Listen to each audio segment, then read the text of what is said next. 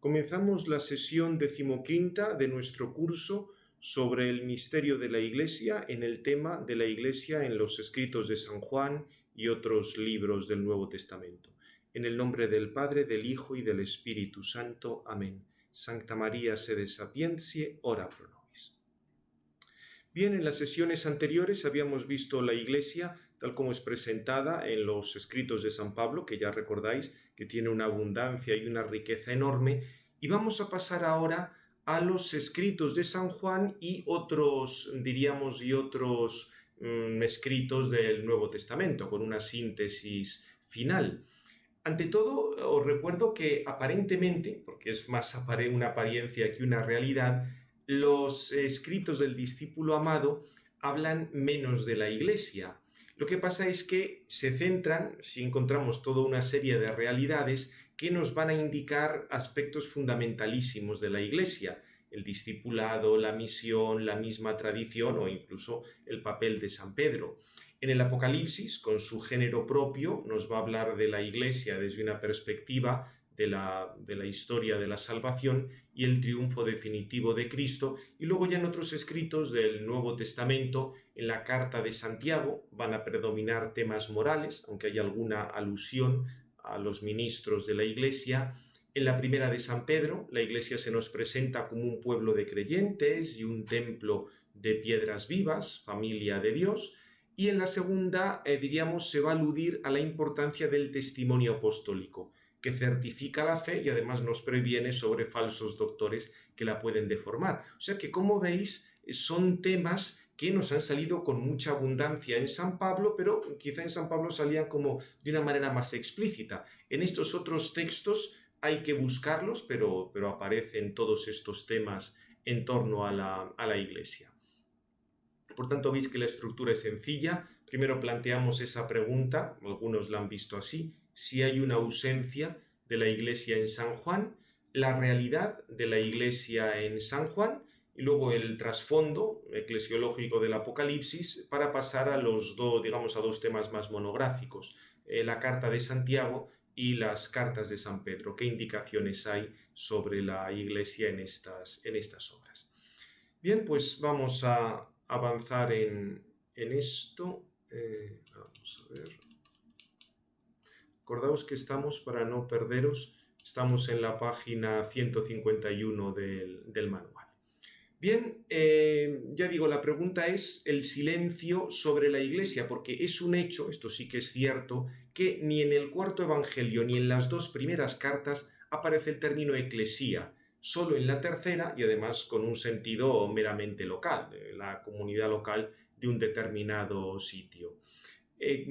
Con esto no encontramos una reflexión explícita en torno a la noción de Iglesia, pero eso no quiere decir que no nos aparezcan cosas que tienen que ver con la Iglesia, porque de hecho la idea de Iglesia, como vamos a ver inmediatamente, está muy anclada en estos escritos, solo que, por así decir, se concentra en la naturaleza más íntima, no tanto en cuestiones organizativas, como a veces alude San Pablo, o el mismo tema de los ministros, de las pastorales, sino en aquello que es mucho más profundo, la relación de Cristo, y sin la cual lo otro, el mismo ministerio o las cuestiones de organización, pues no tendrían realmente un sentido eclesial. De hecho, va a aparecer la comunidad de los creyentes en Cristo, la idea de ovejas que forman un solo rebaño, esa unidad en la oración sacerdotal del Señor, del capítulo 17. Y aquí, en estos textos, diríamos lo fundamental es de Cristo.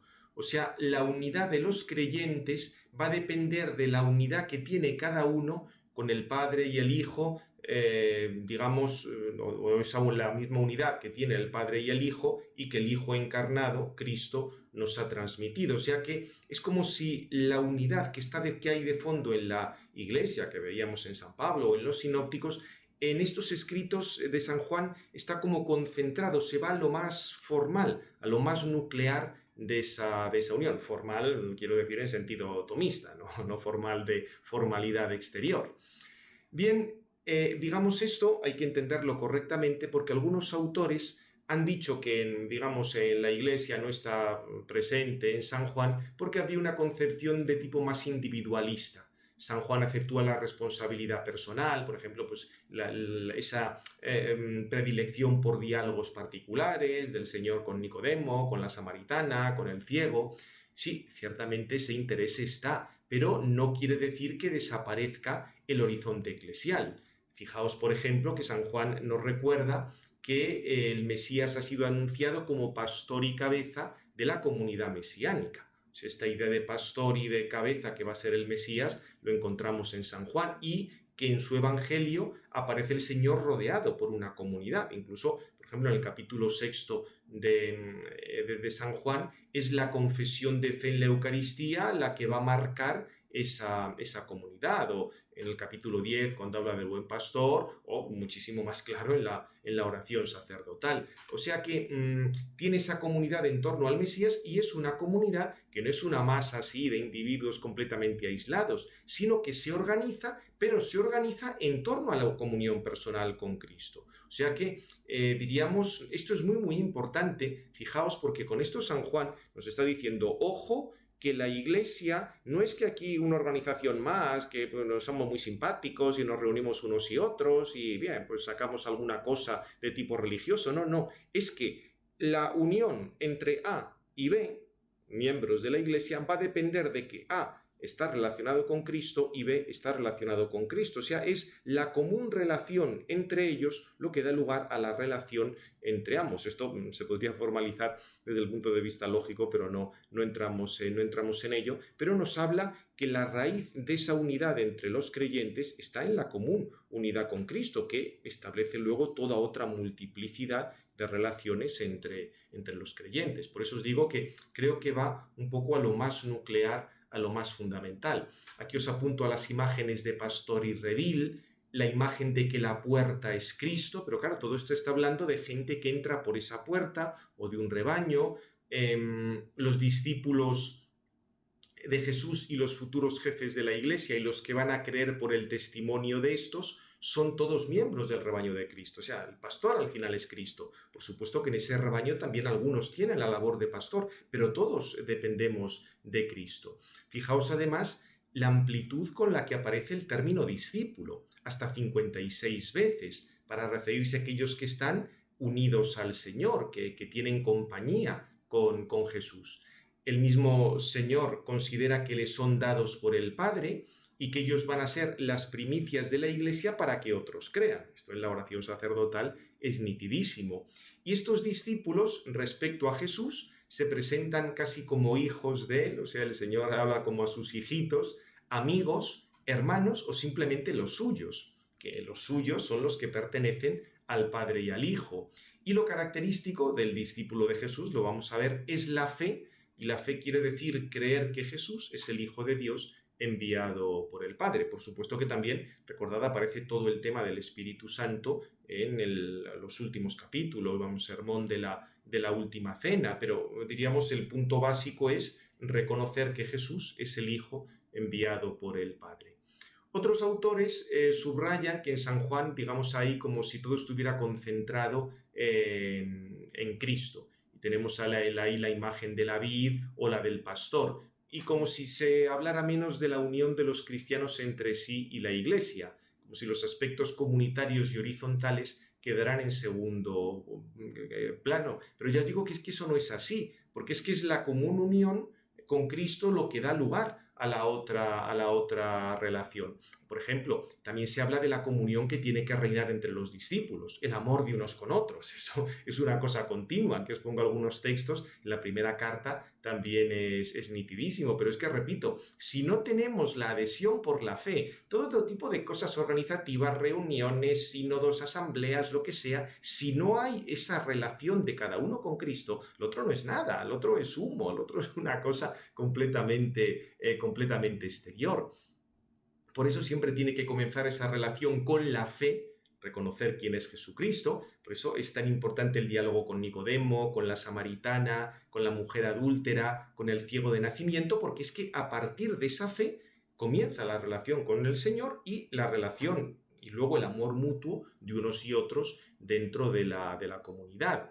También pensad que a veces aparecen pues amplios grupos de oyentes que se deciden a favor de Jesucristo, y ya digo que aquí la clave es lo del mandato del amor fraterno, que resume el conjunto de los mandamientos. Incluso y cuando vemos a Cristo se le aplica la imagen del rey de Israel en alguna de las vocaciones de los primeros discípulos, o pastor o hijo de hombre, perderían su significado si se olvidara ese aspecto eclesiológico de comunidad que tiene esa raigambre en el Antiguo Testamento, con conceptos que ya vemos que estaban tal cual en el Antiguo Testamento. O sea que por eso no es correcto afirmar que en San Juan no aparezcan las funciones o los ministerios eclesiásticos o una organización o una constitución jerárquica. Sí va a aparecer, solo que no son, diríamos, textos tan insistentes como en otros. Aquí os doy simplemente una cosa, aunque ahora lo veremos con más detalle. El grupo de los 12 aparece continuamente. Tienen una misión especial en el conjunto de la Iglesia, y Pedro como portavoz, tanto antes como después de la resurrección. La cuestión del envío, los 12 son enviados. La cuestión del testimonio, los que van a creer por el testimonio de ellos. El poder de perdonar los pecados, que mayor autoridad se puede pensar. Y luego no solo el grupo de los 12, sino todos los otros discípulos. Supone que hay una cierta organización. Pero ya os digo que lo más importante es que se concentra en lo fundamental, para que no, digamos, no caigamos en ese peligro, que eso a veces ha sucedido cuando una eclesiología se centra mucho en la organización, en la autoridad y tal, algo que pasó, lo veremos en la, digamos, en la parte más de historia del dogma, lo que llamo el espíritu del Vaticano I, donde parece que la esencia de la Iglesia es la autoridad jurisdiccional. No, esa existe, pero la esencia de la Iglesia está en esta participación sobrenatural, que el punto de partida es la fe y los caracteres sacramentales, pero tiene que llegar a la caridad, etc. Eso lo veremos ya con más detalle. O sea que, como veis, esa acusación, a poco que se profundice, no tiene mucho sentido.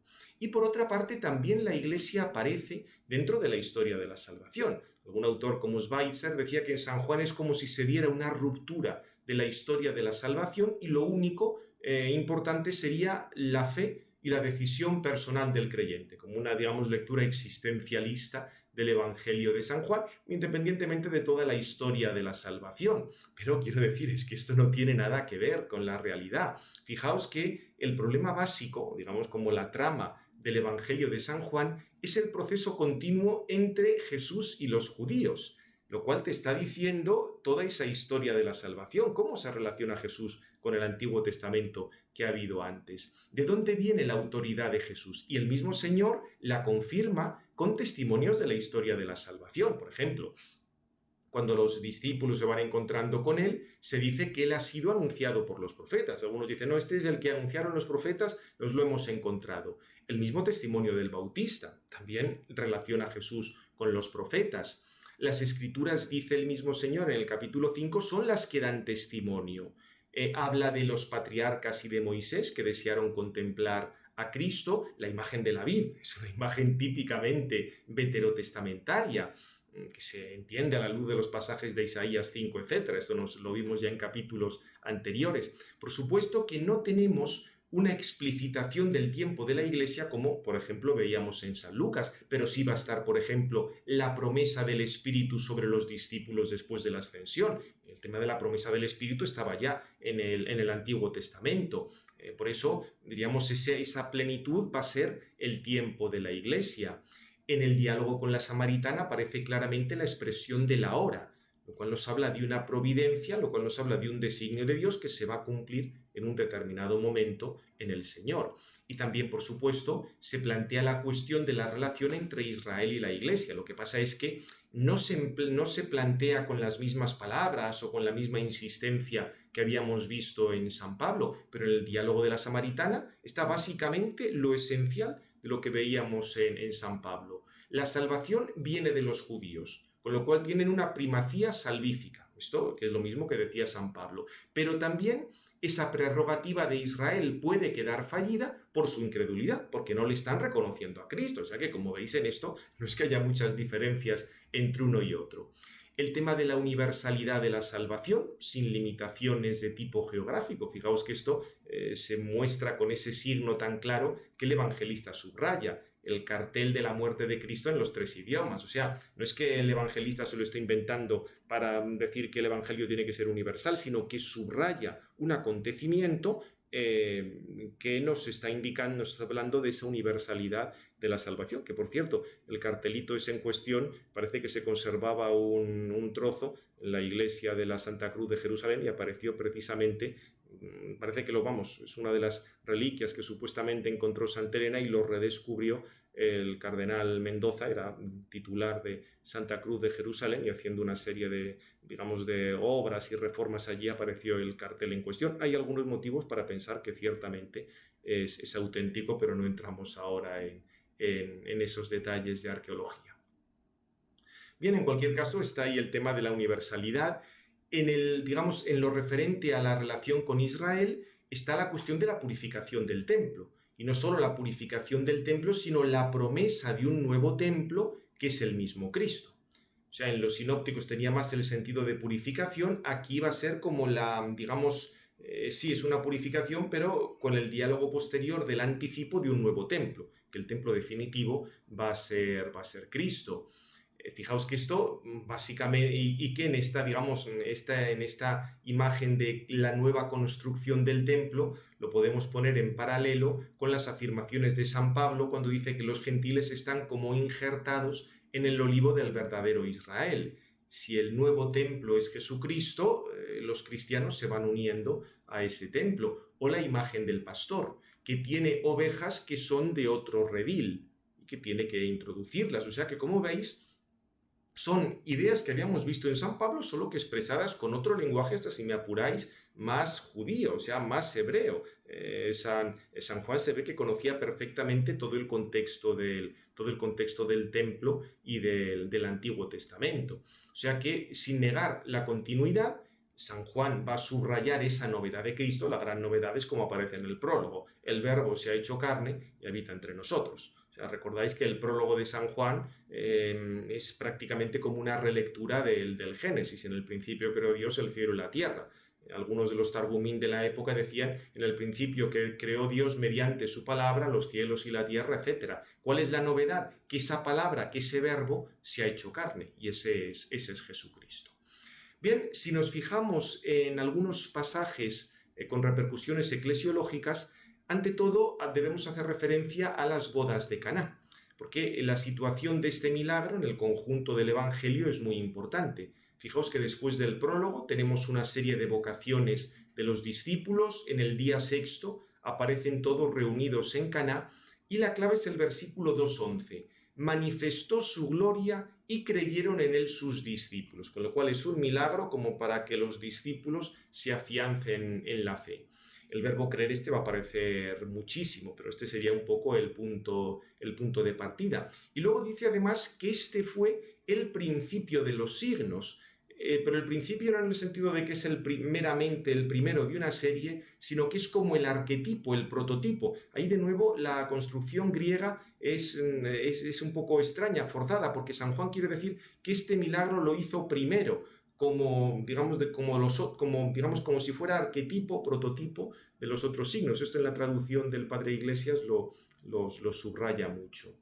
Y es cierto que el sentido de este pasaje es fundamentalmente cristológico. El tema de las bodas evocaba la nueva alianza que había sido ya anunciada entre Yahvé y su pueblo.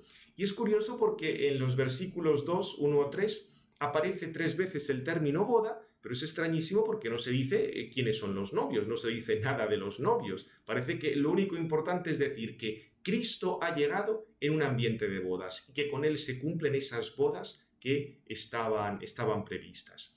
Parecería un poco como si con este signo se manifiesta la gloria del esposo divino. Aquí es muy interesante la observación que hacía San Efrén comentando el Evangelio cuando decía: el esposo terrestre de Caná invitó al esposo celeste, y el Señor, pronto a desposarse, vino a las bodas, pero él a su vez nos ha invitado a nosotros, lo mismo que él y sus discípulos habían sido invitados. O sea que algunos padres habían dado cuenta que esto era como un decir claramente que ha comenzado el tiempo de bodas, y por eso comienza el Señor sus milagros en una boda.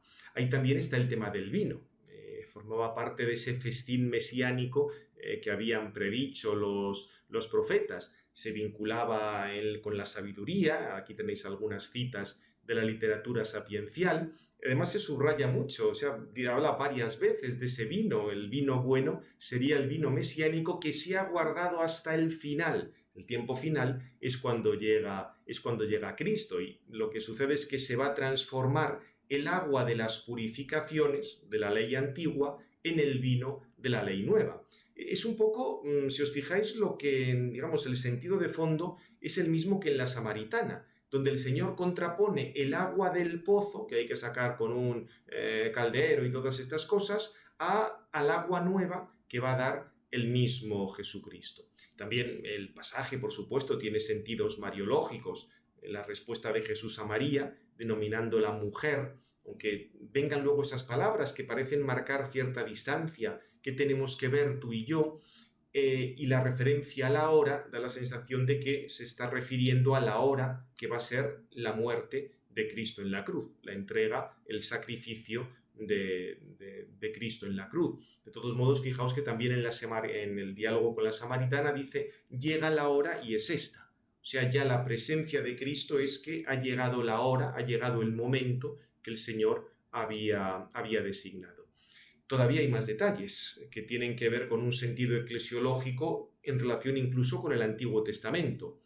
Las palabras de María a los servidores, que los designa como diaconoi, un término que aparece en San Juan más veces, eran las características de la ratificación de la alianza. La Virgen Santísima dice, haced lo que Él os diga. Acordaos que el pueblo de Israel en Éxodo 19, 1:8 había dicho, nosotros haremos todo lo que Dios dice. Con lo cual, digamos, la función de la Virgen María es exhortar a los servidores como Moisés había exhortado a los israelitas a la alianza en el Sinaí. Por eso se entiende mucho mejor esa designación de mujer, porque ya las relaciones de Jesús con María no van a ser simplemente con las de un hijo con su madre, sino que forma parte de esa misión mesiánica. La Virgen Santísima tiene un papel en esa misión mesiánica. Y esto nos trae un poco a la mente la figura de la hija de Sión, que tenía tantas resonancias en el Antiguo Testamento. Podríamos decir que la Virgen Santísima está como presentando esa imagen de la hija de Sión, de la sinagoga, que es la madre de Cristo, en cuanto que Cristo va a proceder del pueblo del Antiguo Testamento. Diríamos que la función de María sería ocupar el papel de esa esposa en el banquete mesiánico, porque hace presente a la hija de Sión, y Cristo y María, diríamos, trascienden el plano material de aquellas bodas. Aquellas bodas son como el escenario para decir, ha llegado ya el tiempo de la salvación, ha llegado ya el Mesías, y también la madre del Mesías va a tener un papel. En la presencia de los discípulos, en este paso de la antigua a la nueva alianza, la función de la Virgen Santísima, nos evocan ya esa maternidad espiritual que le va a corresponder a ella respecto a toda la Iglesia. Y esto todavía está más claro cuando examinamos el pasaje de María al pie de la cruz. Son simplemente 2 o 3 versículos, 19, 25 a 27. Tienen un cierto paralelismo con lo de las bodas, porque, fijaos, se habla es la hora de Jesús y a la Virgen Santísima se la designa como mujer. Y hay que situarlo pues, en unidad con todos los otros acontecimientos de la muerte de Jesús. Importante el detalle de no rasgar la túnica de Jesús. Ahí muchos padres de la Iglesia vieron esa túnica inconsútil, una imagen de la Iglesia.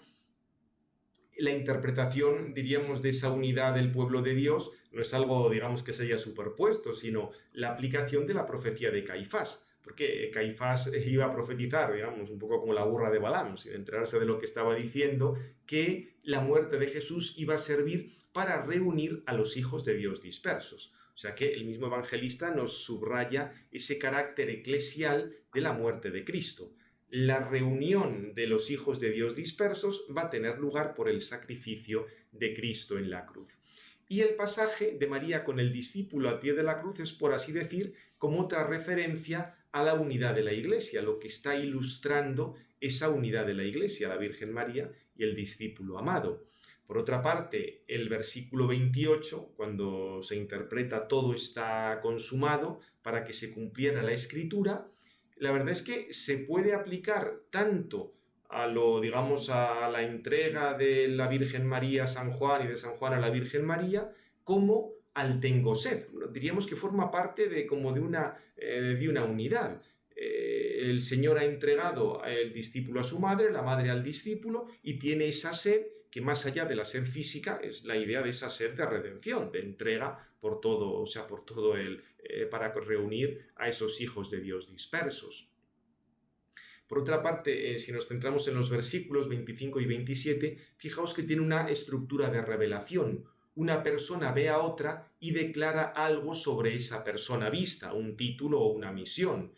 Hay algún otro, digamos, en Juan 1.21, en la llamada de los apóstoles, aparece algo parecido, con lo cual se declara una nueva misión de la función del discípulo y de la función de la madre de Jesús.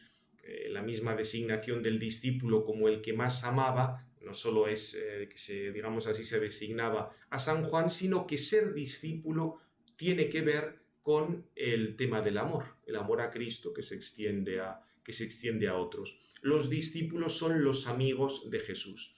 Y fijaos que con esto tenemos ya otro aspecto importante.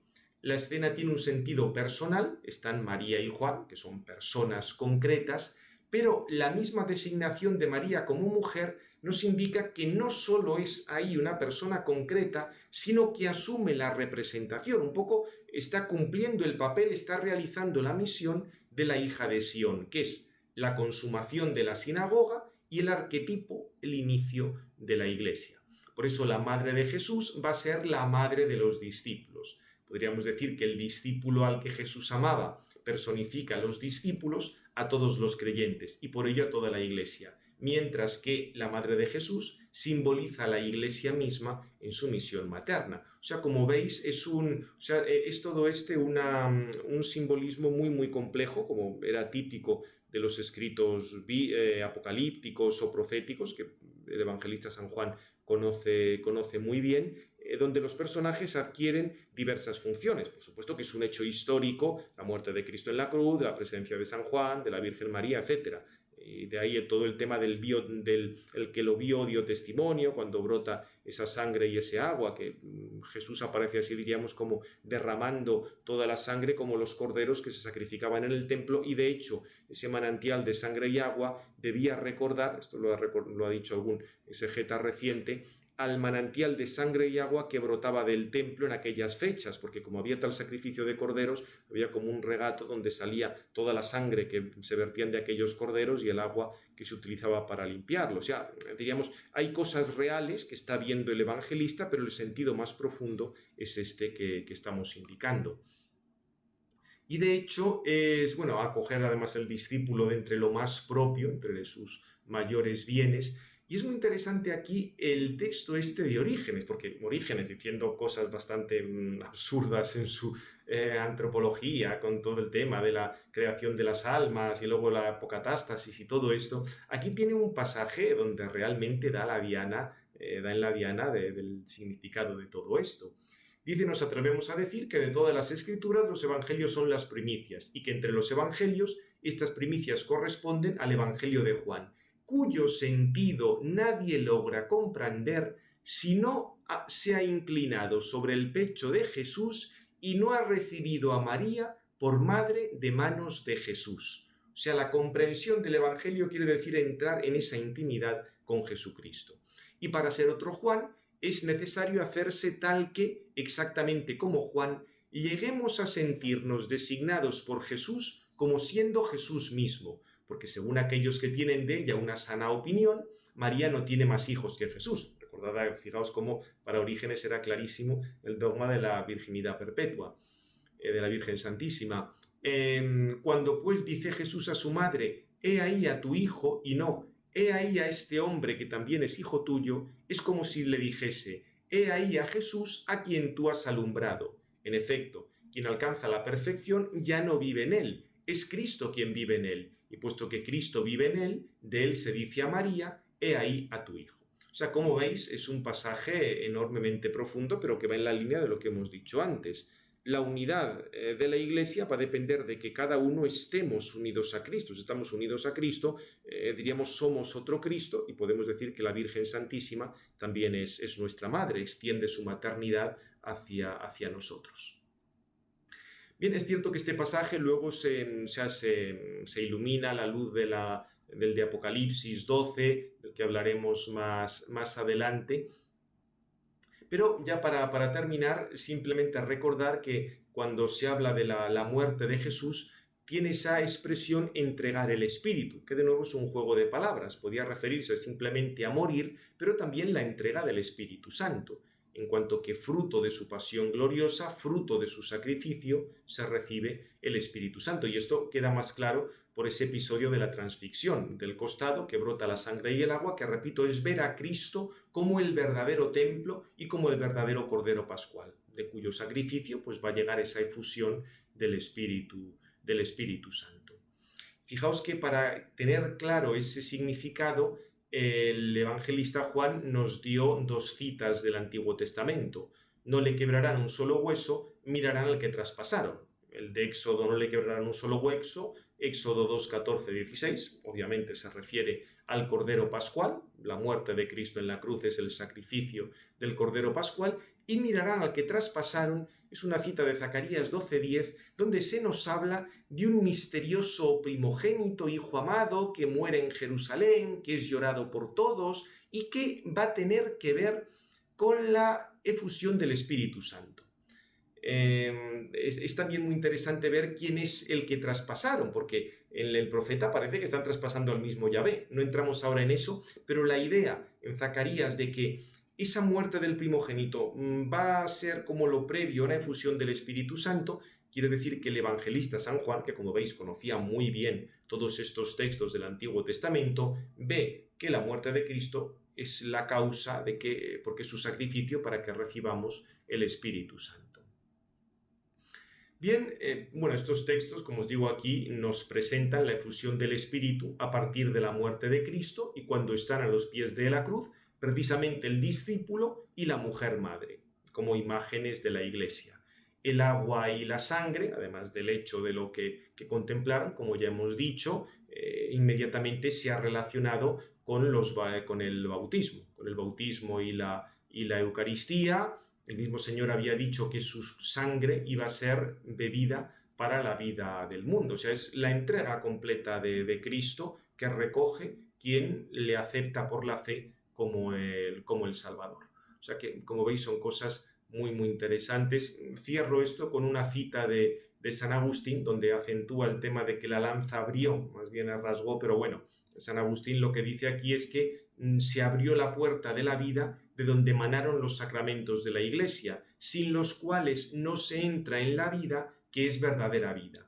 Aquella sangre derramada para la remisión de los pecados, aquella agua templa el cáliz de la salvación. Bien, o sea, hace luego también referencia, pues el mandato de Noé de abrir una puerta en el arca por la que debían entrar los animales que no debían perecer en el diluvio, la cual era imagen de la Iglesia, como si quedara abierta, diríamos ya, esa entrada para la salvación. Luego también habla, por esto la primera mujer fue formada del costado del varón dormido y fue llamada vida y madre de los vivientes, en lo cual dejó la señal de un gran bien, antes del gran mal de la prevaricación. Este segundo Adán se durmió en la cruz para que de allí fuese formada una esposa por haber salido del costado que dormía.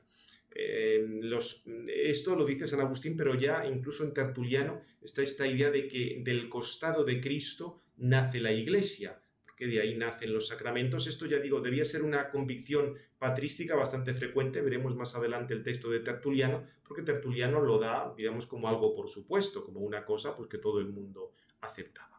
O sea que esto respecto a algunos textos que son especialmente importantes para comprender un poco el misterio de la Iglesia. Pero vamos a pasar ahora al segundo apartado con aquellas, diríamos, instituciones, aquellos aspectos de la realidad de la Iglesia en San Juan.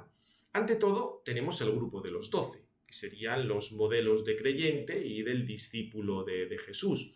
Es cierto que no aparece con la misma fuerza que en los sinópticos, pero ciertamente aparece. O sea, eso lo tenemos también ahí. Son los que deben dar testimonio de haber convivido con él, y habrá otros que crean por medio de su testimonio. Incluso en la llamada por algunos autores crisis de Galilea, después del discurso del pan de la vida, que algunos no eran capaces de creer en lo que luego se llamaría la transustanciación, o sea, en esa presencia sustancial de Cristo bajo las apariencias de pan y vino.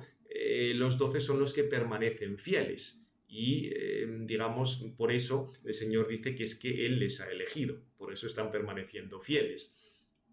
En ese sentido, los 12 serían como los modelos del creyente, de aquel que ha aceptado el misterio de Jesús frente a muchos que no lo aceptan. Por supuesto que tenían defectos, dudas, vacilaciones, aparece también la traición de Judas, pero está su permanencia continua del Señor. E incluso la incredulidad de Tomás va a ser ocasión para que él haga la confesión de fe más clara: Señor mío y Dios mío. Y luego lo que escribe, todo esto está escrito, lo dice San Juan, para que creáis que Jesús es el Cristo, el Hijo de Dios, y para que creyendo tengáis vida en su nombre. O sea que el tema de los 12, algo fundamental. Y en relación con los 12 tendríamos la figura del discípulo, más amplio que los 12, macetés. Se aparece muchísimo en San Juan. Son los que acompañan al Señor en su vida pública.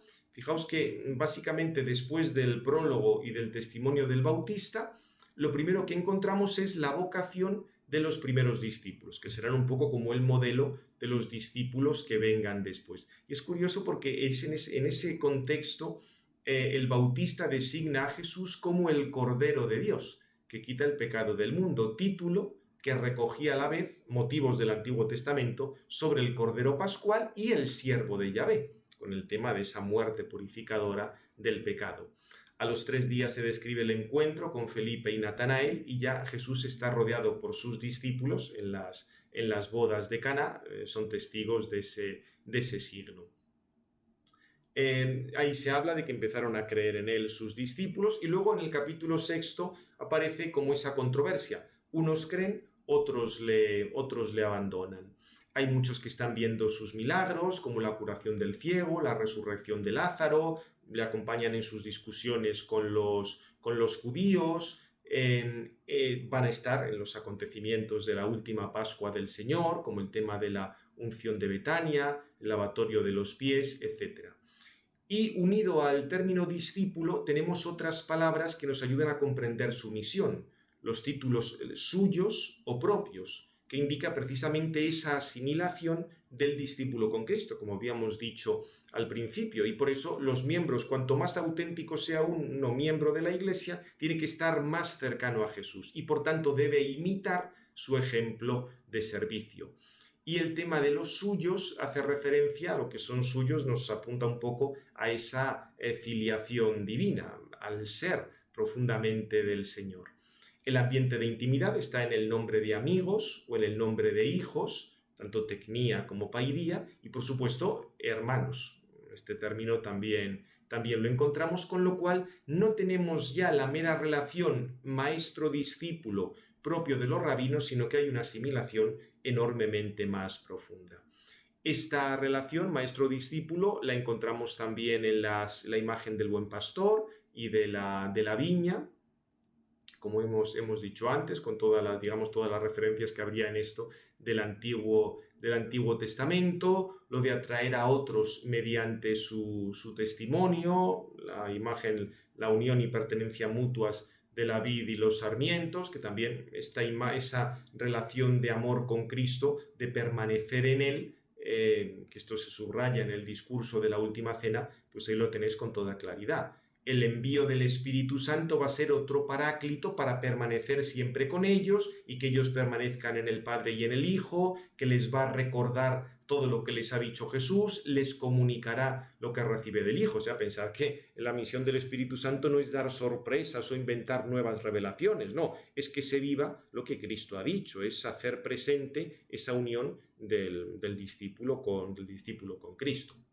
O sea, creo que esto son cosas bastante sencillas, y aquí diríamos la misión de la acción del Espíritu Santo en los discípulos va a permitir que hable, de que, digamos, se va a decir que el Espíritu hable, anuncie, dé testimonio, enseñe, recuerde, arguya, de manera que los discípulos van a tener que hacer todo esto gracias a esa fuerza del Espíritu Santo. Más adelante diremos algo sobre el Espíritu Santo y algunas realidades sacramentales, pero nos quedamos en este punto de los 12 y la importancia del discipulado en San Juan. Gloria al Padre, al Hijo y al Espíritu Santo, como era en el principio, ahora y siempre, por los siglos de los siglos. Amén. En nombre del Padre, del Hijo y del Espíritu Santo. Amén.